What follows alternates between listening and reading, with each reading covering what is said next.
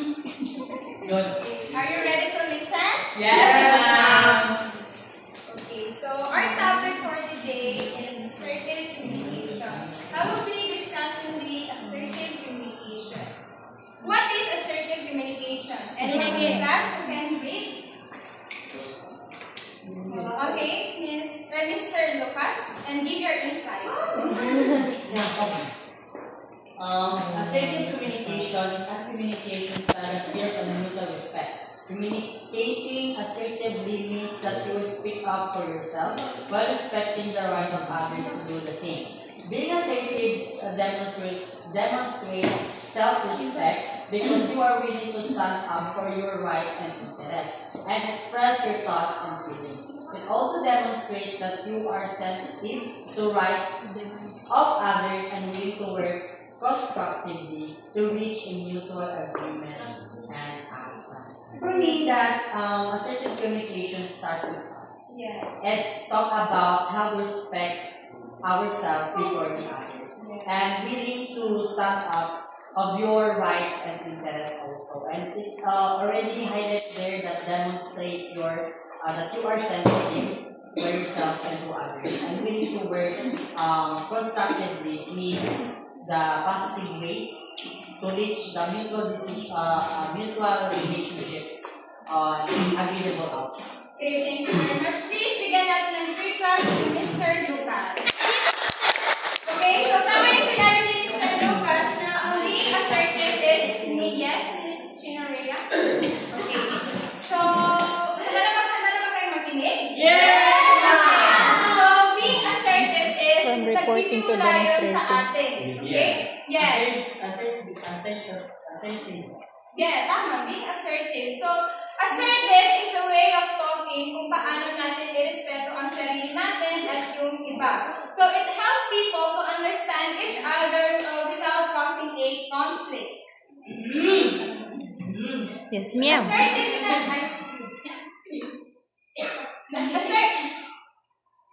Huwag ba siya gawin? Mas maluwag. Assertive, yes, Chinory.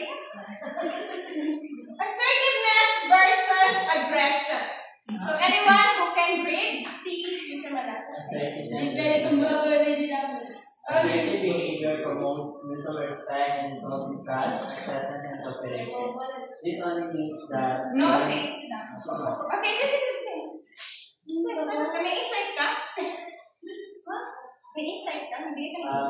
This only means that assertive behavior, just like what Peter said, is that despite we all know that we do have the free expression about ourselves, but we need to have a mutual respect with other people, though we do have our point of view, but we still need to listen to them. We should not be self-centered. Because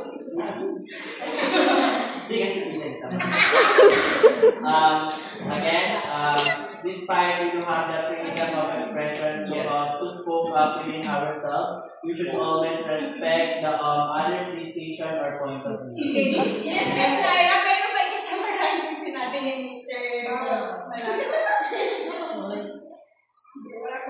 Chinorea? Okay. Mr. Matabalaw? So, the point of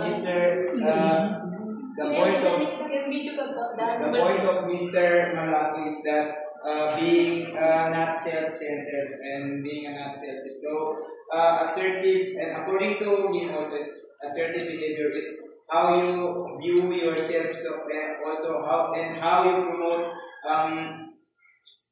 being respect to your peer. Okay, thank you very much. So, si Mr. Matabalaw ay nakinig ng mabuti sa ang sinabi ni Mr. Anal. So, assertive communication is a process na is a way of expressing yourself na hindi ka nakakasakit sa iba and hindi mo sila binabastos. For instance, si classmate is nagpatulong sa akin magpagawa ng assignment. So, ang response ko sa kanya is, pwede mamaya na lang kasi may ginagawa pa ako. And then, si aggressive behavior naman is, yes?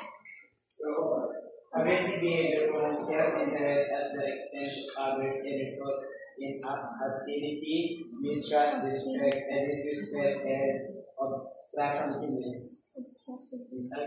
Okay.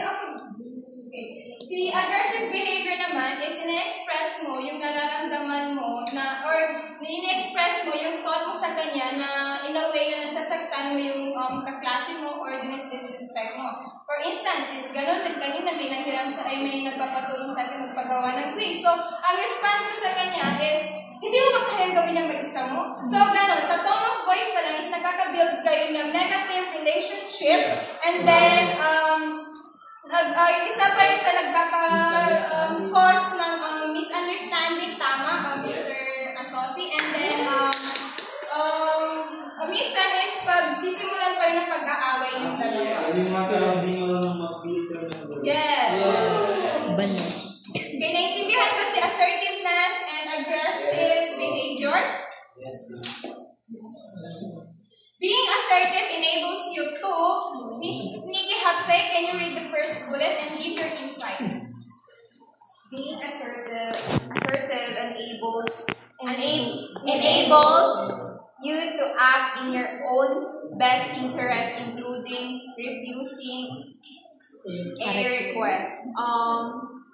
For an instance, meron sa'yong isang tao nagpa-favor and tapos yung tao na yon is alam na hindi ka marunong mag-no. Kaya always niyang, kumaga, every time na may needed siya sa'yo pumupunta. So, sometimes we need to say no. Yes. Sometimes we need to speak up for ourselves na humindi doon sa favor na pinapagawa niya sa'yo. So, thank you, Miss. Minsan kasi tayo rin kumakanta. Next bullet is Mr. Lucas. Stand up. Yes. Stand up for yourself by clearly expressing your rights, interests, thoughts, feelings, and personal boundaries. Yes, we all know that everyone of us have the rights, but we should always think about the rights if it is a responsible, if it is a good for everyone. Kumbaga, yung rights natin dapat dinadaan yan sa responsible ways, di ba? So, through yourself, na you can stand alone while expressing your rights, your interests, and your thoughts in a right manner. So, you also respect your personal boundaries. Like, for example, is me, pagkasama ko always ang mga, for example, gays. So, may mga boundaries ako na hindi ko dapat pwede i-contradict yung personal, dapat hindi ko pwede, may mga bagay na hindi ko pwede share because that's my personal boundaries. Yeah. So, through that, you can stand your own feelings and your own rights. Okay, thank you very much. So, tama yung sinabi ni Mr. Lucas na may dapat mag-build ka rin ng boundaries sa sarili mo. And another example is kapag si classmate is late na lang palagi sa group, like for instance, sa mga practice. So, ikaw na si leader or ikaw na nagtuturo ng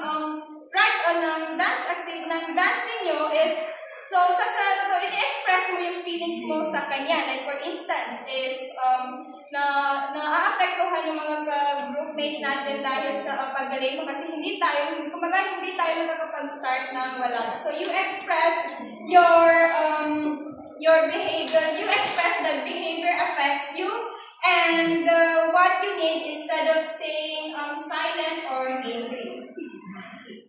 Next bullet, the third bullet, Ms. Janelle Baman. Demonstrate self-respect and verbalize a real, confident message. So, first of all, someone cannot disrespect us if we have our respect to ourselves. So, nagsisimula talaga ang respect sa sarili mo. And also, we need to practice ourselves to gandahan natin yung voice natin, yung tono ng pananalita natin, and also yung confident na pag-deliver natin sa message natin. Dapat we don't deliver the message negatively. Yes, and dapat yung tone of voice mo is ayusin. So, tama yung sinabi ni Janelle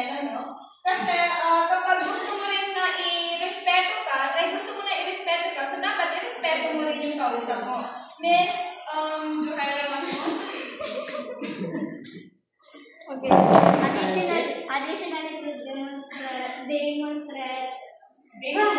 demonstrate self-respect is ano natin dyan sa including refusing a request. Nakikita natin ang self-respect natin kapag hindi tayo masyado nagiging dependent sa iba. Kumbaga pinipili natin yung gusto nating desisyon sa buhay natin.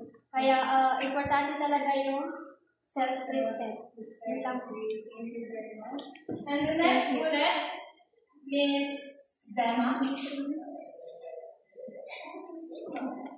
Demonstrate respect for others by considering their needs and rights, including the rights to refuse a request. Meow. So, Acer,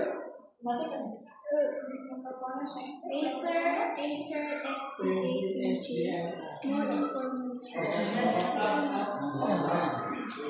So, in line with Miss Mahmood is, of course, kumbaga, we need to, in line with Miss Mahmood and Miss Nikki is, need din natin yung, kumbaga, i-respeto yung sarili natin. Kumbaga, matuto tayong humindi sa iba. Kung alam natin na hindi natin kayang gawin yung isang bagay. And also, kung alam natin na hindi natin, kumbaga, diba, every person is meron silang schedule ng mga gagawin nila. So, kung alam natin na hindi yun siya pasok sa yung nasa plana natin is learn to say no. So, learn how to say no. And ito na yung, hindi naman lahat is sasabihin hindi tayo magpapatulong is tutulungan natin. So, dapat, marunong din tayong humindi sa kasama natin without guilt. Last is develop a respect, trust, and equality relationship. So, anyone who can give their insight? Okay, Miss Johnny.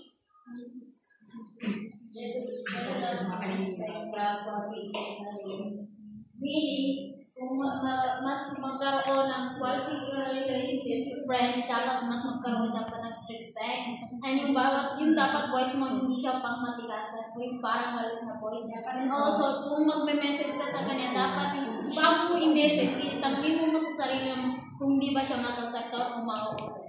Let's start with greetings. Yeah.